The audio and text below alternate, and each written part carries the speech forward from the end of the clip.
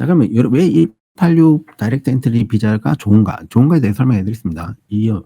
어, 여러분들이 만약에 호주나 한국에 경력이 많아. 그리고 기술심사 할 수 있다면 바로 들어가세요. 왜냐면 무조건 영주권이니까. 영주권 비자와 비영주권 비자의 심사는 다릅니다. 그리고 여러분이 영주권 비자를 넣게 되면은 호주에서 거의 영주권 준하는 자격이 다 있어요. 왜 그러냐면 그 영주권 비자를 넣고 브리징 비자 상태에서는 여러분이 메디케어 카드도 나오고 여러분들이 웬만한 만약 여러분이 자녀가 있다. 자녀 있으면 학비도 거의 면제가 되는 경우가 많습니다. 아시겠습니까? 왜냐면 이게 영주권이기 때문에. 영주권으로 갈 거라고 인지를 해주기 때문에. 따라서 그리고 여러분이 영주권 비자의 컨디션이 거의 없어요. 노 컨디션을 걸립니다. 그렇기 때문에 여러분이 여러 가지 일을 할 수가 있겠죠. 예, 그런 점에 자율성이 또 많고 여러분이 자녀를 키우고 있다면 다이렉트 엔트리 286도 상당히 메리트가 많습니다. 그리고 또 좋은 점이 뭐냐면 옛날에 안 됐던 직업군들이 많이 되게끔 만들어 놨어요. 그것도 좀 신기한 건데 그래서 여러분들이 이 직업군이 전에는 안 됐던 직업군, 특히 헤어드레서 같은 경우는 전에는 영주권 가지도 못한다 해서 갈 수도 있다 해서 지금은 그냥 바로 영주권에 들어갈 수 있습니다. 기술심사를 하게 되면은. 여러분이 나이가 만 45세가 미만이라고 한다면 적극적으로 저는 추천드립니다. 만약 여러분 나이가 뭐 482를 가고 나서 또 영주권 넘어갈 나이가 조금 넘어간다면 다이렉트 엔트리 186도 상당히 좋습니다. 그럼 이렇게 좋은 비자가 어떻게 아직도 살아남아 있는가? 이게 문제가 되죠.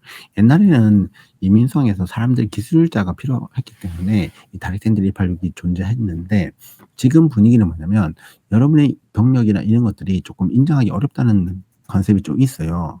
고주에서. 그게 만약에 엄청 부족한 직업군이 아니라면. 그래서 대부분 다 이제 482를 통해서 호주에서 경력을 2년 채우고 그다음에 TRT 186 넘어가는 경향이 많은데 근데 이제 뭐냐면 다이렉트 엔트리 같은 경우는 호주 밖의 경력과 호주 안의 경력 같이 크로스 체크하니까 그래서 요즘에 이민성이 186 비자 이 다이렉트 엔트리 비자에 대해서 의외로 저는 이제 많이 좀 더 직업군을 많이 줄이거나 좀 더 제한 조건을 많이 걸 거라 생각했는데 그렇지 않아서 제 생각에 지금 정권이 바뀌면 어떻게 될지 모르겠지만 정권이 바뀌기 전에 한번 트라이 할 수 있는 사람은 무조건 해보는 게 좋습니다. 전 적극적으로 추천드립니다. 나중에 어떻게 될지 모르겠지만. 네. 그리고 다이렉트 엔트리 186 비자라는 것은 고용주 스폰 비자라서 고용주가 반드시 필요해요. 그러니까 여러분의 고용주가 어떤 사람이냐? 사람이 아니죠. 회사니까. 회사니까 그 회사가 반드시 호주 사람이 을 못 구해야 돼요. 그러니까 여러분 사람을 못 구하는 게 아니라 호주 숙련된 기술자를 찾을 수가 없었다는 것을 증명해야 되고 여러분이 그러면 고용주가 의도적으로 이 외국인 직원이 더 싸니까 그냥 이렇게 고용한다. 그렇게 하면 안 돼요. 그래서 이민성은 무조건 그러니까 AMSI라고 하는데 Australian Market Salary Rate라고 하는 거예요. 그래서 그 사람이 평균 호주 그 직업군이 그 직업에서 받는 연봉이 각각 높아야 돼요. 그리고 73,150 이상을 받아야 되고요. 그리고 이 직업군이 반드시 어떤 특정 직업군에 속해 되는 그건 이제 지금 현재 코어 스킬이라고 하죠. 코어 스킬. 코어 스킬이 뭐 500개나 되니까 그 안에 여러분들이 잘 만들면 됩니다. 근데 여러분 중에 난 내 직업군은 전에 있었는데 빠졌다. 또는 애매하다. 내 직업군이 이게 맞냐? 이런 경우가 있습니다. 잘 이해하셔야 돼요. 관련 있는 직업인데 이름이 다른 경우 있습니다. 관련 있는 일을 했는데 기술심사는 이 코어 스킬에 있는 기술심사를 하게 되면 이 직업군으로 신청이 가능해요. 근데 보통은 우리가 생각할 때는 안잡고 코드가 6자리인데 거기서 4자리가 같으면 같은 직업군으로 관련 있는 경력으로 볼 수 있습니다. 그래서 이 경력으로 쌓고 어떻게 이 경력으로 기술심사를 받고 이 비자로 넣을 수 있지? 예, 그렇게 살 수 있습니다. 여러분 이제 팩그루머 같은 경우가 지금 현재 조금 그런데 팩그루머는 원래 안 되거든요. 근데 그 안착코드 5개가 같은 게 여러 개가 있습니다. 그중에 이제 지금 이제 코어 스킬에 있는 것도 있고 옛날에는 뭐 쇼텀에 있는 것도 있는데 그게 뭐 애니멀 어텐던트도 있고 팩그루머 거의 번호가 똑같아요. 그리고 지금 이제 독 핸들러 이게 있죠. 그래서 팩그루머의 경력이 있는 분, 그러니까 애견 미용사 자격증 있는 분들은 그러니까 독 핸들러로 사실 기술심사 받으면 영주권을 또 신청이 가능할 수도 있습니다. 아시겠죠? 그렇게 이해를 하시면 됩니다. 그래서 보통 이제 그 관련 경력 분야의 다이렉트를 하면 3년의 경력이 필요한데 아까 말씀드렸죠. 풀타임. 그러니까 파트타임이 6년. 그리고 관련 있는 또 최근에 고런 조건들을 많이 따지니까 여러분들이 뭐 옛날에 뭐 경력이 있었다 이러면 이민성에서 이 사람의 경력에 대해서 약간 의심을 합니다. 그리고 기술 심사에서 사실은 이 부분이 좀 웃기긴 한데 기술 심사를 받았다면은 대부분 다 리센트 경력이라 볼 수 있습니다. 이유가 뭐냐면 기술 심사에서 경력을 카운팅할 때 여러분이 프로페셔널이라고 한다면 프로페셔널 직업군하고 트레이드 직업은 좀 다르긴 한데 대부분 다 최근 경력이에요. 일반적으로. 그래서 보통은 뭐 3년 안에 1년의 경력을 요구합니다. 기술 심사들이. 그래서 그 부분도 사실은 뭐 같이 뭐 체크가 되겠죠. 그다음에 45세 이상 영어 능력이 여러분이 이제 사파리 같은 경우 IELTS 5고 PT는 36이죠. 근데 이게 그 다이렉트 엔트리 182 영주권이기 때문에 IELTS 6이 필요합니다. 6 each. 아니면 PT 50점. 그리고 여러분들이 사파리 비자에 파트너가 들어갈 때는 영어 점수를 안 내요. 파트너가. 근데 186 영주권에서 파트너가 영어 점수를 제출해야 됩니다. 근데 영어 점수 면제 조건이 있어요. 파트너가 나는 영어 공부하기 싫어. 영어 그래서 나 그냥 주면 안 될까? 이렇게 할 수 있습니다. 이제 그러면 줍니다. 주는데 조건이 뭐냐면 영어 교육비를 내야 됩니다. 여러분이 영어 교육비를 내고 싶으면 내셔도 됩니다. 그럼 영주권 나옵니다. 두 번째는 뭐냐면 그 펑셔널 잉글리시기 때문에 사실은 점수가 낮아요. 그 PT는 오버롤 30일 제출해야 되고 또는 호주에서 학위가 있으면 또 면제가 됩니다. 그런 부분도 있으니까 여러분이 이미 면제 조건에 적용이 될 수도 있어요.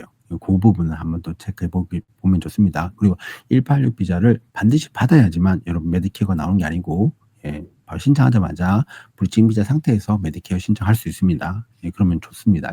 템포럴이지만 받을 수가 있습니다. 아시겠죠?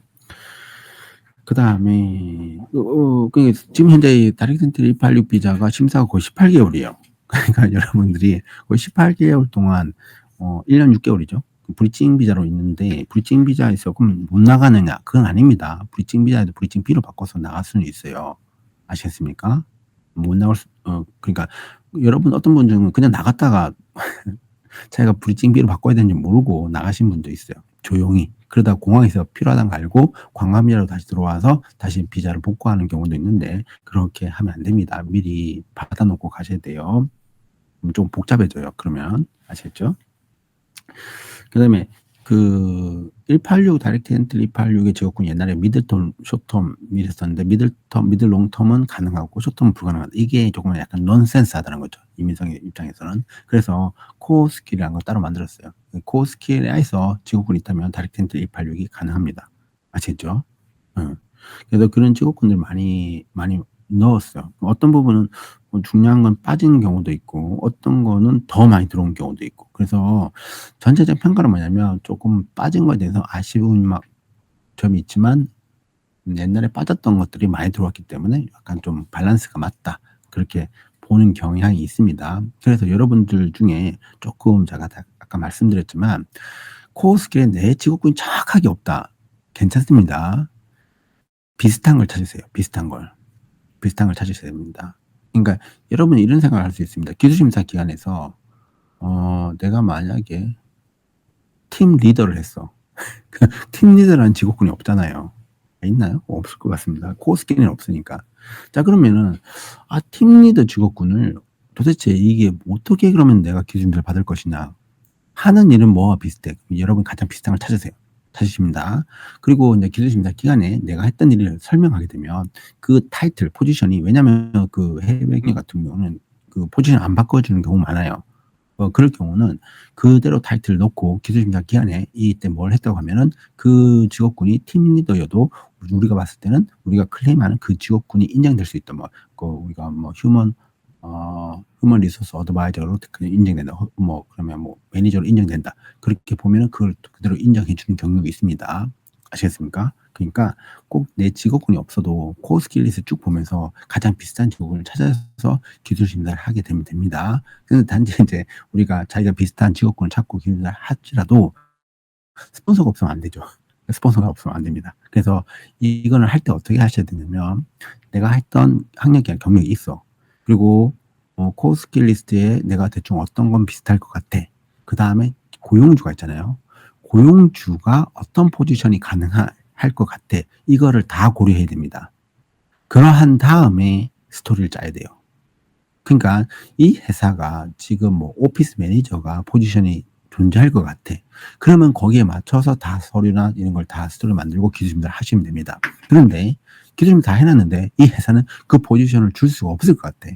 그러면 안 되죠. 완전 의미가 없는 기술임사가 됩니다. 아시겠죠? 이런 부분을 잘 좀 체크해가지고 여러분 스토리를 잘 짜셔야 됩니다. 네. 그 다음에 신청 전에 준비할 여러 가지 사항들이 있는데 아까 제가 말씀드렸던 거 고용주의 그 스트럭처, 컨셉 그리고 어떤 인더스트리 있는가. 만약에 오피스 매니저인데 거기 오너가 한 명밖에 없어. 그러면 말이 안 됩니다. 아시겠죠? 왜냐하면 이민생이 봤을 때는 니는 오피스 매니저가 아니라 다른 여러 가지 일을 할 거라고 생각을 하기 때문에 안 돼요. 여러분도 리테일 바이어, 리테일 매니저도 있는데 리테일 바이어라고 해놓고 실제로는 거기서 뭐 매니저 역할을 할 것 같아. 그러면 안 됩니다. 리테일 바이어는 그냥 무조건 바이어의 컨셉을 가져가야 돼요. 마케팅 스페셜리스트 뭐 이런 거 있습니다. 세일즈 마케팅 스페셜리스트 뭐 매니저도 있고 마케팅 스페셜리스트 두 개 좀 다 비슷한데 다르거든요. 세일즈 매니저로 갈지 마케팅 매니저로 갈지 마케팅 스페셜리스트로 갈지가 서로 다른데 이 두 개를 직업 구분이 어떤 제약 조건이 걸리는지 보고 고용주 컨셉을 봐야 돼요. 그래야지 가장 적당한 좋은 직업군을 선택할 수 있습니다. 아시겠습니까? 네.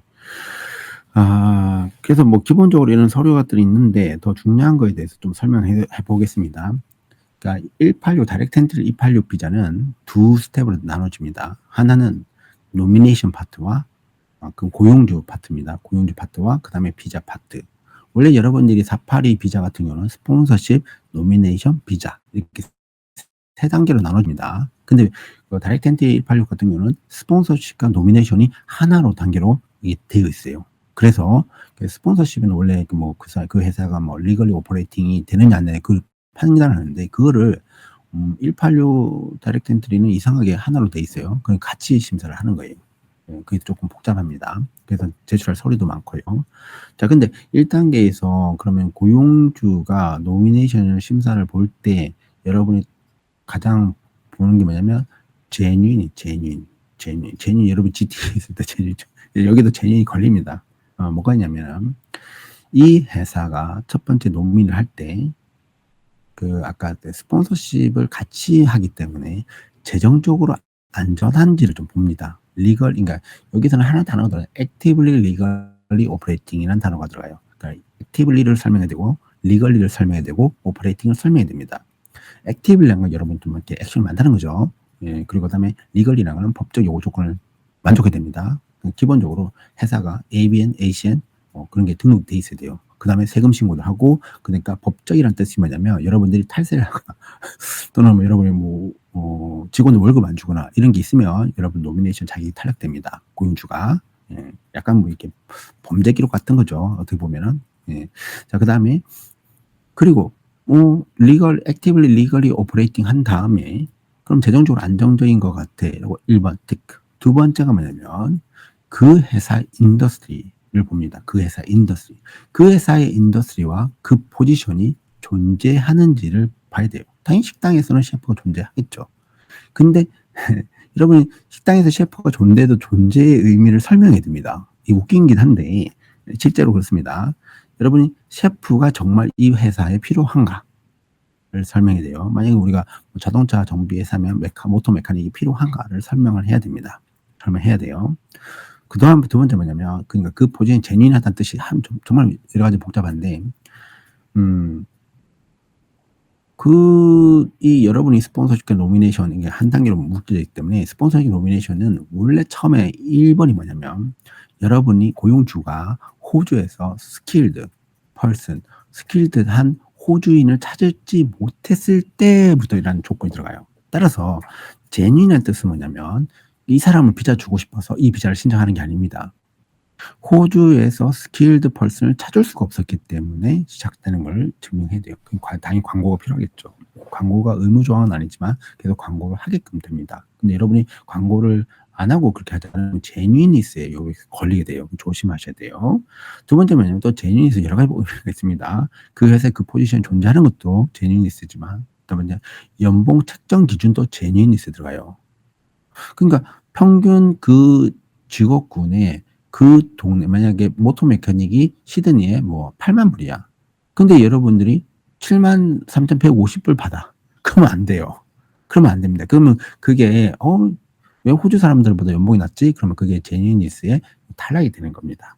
아시겠습니까? 그러니까 그 회사가 그 포지션 존재하지만 그 앞에 호주 사람을 못 구한다. 두 번째, 호주 사람들과 평균적인 그 직업군의 그 지역의 그 이상, 연봉 이상을 받아야 된다라는 조항이 있습니다. 아시겠죠? 그 다음에 지원자가, 그러니까 그 고용주가 말고 그 내가 노미네이션을 해줄 그 노미니, 그러니까 비자 신청자죠. 그 비자 신청자가 이 일을 할 수 있는지도 궁금해 합니다. 아시겠어요? 그 이해를 하셔야 됩니다. 그러니까 무슨 말이냐면은 그 사람이 그래서 리센트 웍이 중요한 거예요. 여기서 아까 제가 최근에 일이라고 했잖아요. 그러니까 이 사람이 일을 할 것 같지 못해. 아니 그럼 경력이 너무 오래됐어. 그러니까 여러분이 그러니까 기술 심사를 받겠죠. 그래서 최근 3년 안에 대부분 기술 심사 받게 되면 이제 그게 다 틱틱틱 되는 건데, 그래서 이 사람이 정말로 이 일을 할 의도가 없어 보인다. 그럼 골치 아파지는 겁니다. 그래서 여러분이 기술 심사를 하게 되면 당연히 이 일을 할 수 있다고 보여지겠죠. 그런 것들을 증명해야 됩니다. 아시겠죠? 두 번째, 그러면 그다음에 뭐냐면 아까 재정적으로 문제 없는데 이 노미네이션이나 비자 신청이 이게 아까 제가 18개월이 걸린다 했잖아요. 근데 여기 문제가 뭐가 생기냐면은 2년 동안에 이 회사가 이 사람에게 포지션을 제공해야 되거든요. 근데 그 시점이 언제냐면은 당연히 노미네이션이나 비자 넣을 때 고용 계약서를 넣습니다. 근데 비자 승인 시점에서부터 2년이 필요해요. 이게 뭘 문제가 생기냐면 그 회사가 잘 운영되고 있다가 이 186 비자 노미네이션 비자를 넣고 나서 갑자기 회사가 문을 닫는 경우가 생깁니다. 이 경우가 가장 문제가 돼요. 그러면 그때 이 직원을 비자 승인 시점, 심사 시점, 그리고 심사를 일부러 늦게 하는 경향도 있는데 심사 시점에는 이 회사가 actively, lawfully operating 안 하고 있고 직원에게 2년 정도의 그 포지션을 제공하고 그 돈을 줄 수 없다고 생각이 된다면 비자는 거절됩니다. 노미네이션이 거절되죠. 노미네이션이 거절되면 비자가 거절되게 됩니다. 아시겠죠? 네. 그렇다 해서 여러분이 인생이 끝나는 건 아닙니다. 그것도 해법이 있어요. 여러분이 노미네이션이 거절된다 해서 비자를 바로 거절시키지 않습니다. 그렇기 때문에 여러분이 기회를 줘요. 그러면 보통 어떻게 하냐면 비자를 드롭하고 다시 비자를 넣게 됩니다. 근데 다 시간이 조금 촉박하죠. 예, 그 안에서 뭘 해결해야 되니까. 예. 자, 그다음에 그 노미네이션에서 가장 키 이슈가 될 만한 사항들이 여러 가지 있어요. 먼저는 그 고용주의 아이덴티피케이션입니다. 그 무슨 말이냐면 이게 조금 이해가, 고용주가 회사거든요. 회사가 정확한 아이덴티티, 그 누구냐 회사가. 그러니까 여러분이 있잖아요. 그냥 내 회사 이름은 뭐였는데 뭐 내가 만약에 무슨 그 페리카나 치킨이라고 쳐요. 그러니까 페리카나 치킨이 회사 이름이잖아요. 그게 아이덴티티가 아니에요. 오해하시면 안 됩니다. 왜냐면 여러분이 알고 있는 이름을 치면요, 그 등록되어 있는 비즈니스 네임이 엄청 비싼 게 많아요. 그러면 실제로 이민성 직원도 이 회사가 이 회사인지 저 회사인지 헷갈려요.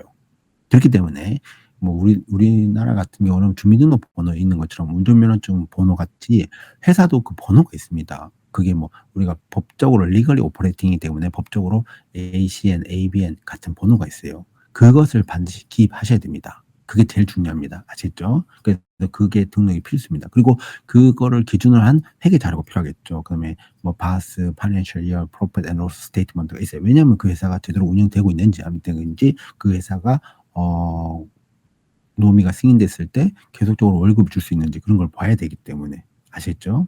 네. 그다음에 그 코어 스킬 리스트가 계속 변화될 수 있습니다. 여러분 한번 픽스되고 안 변화되는 거 아닙니다.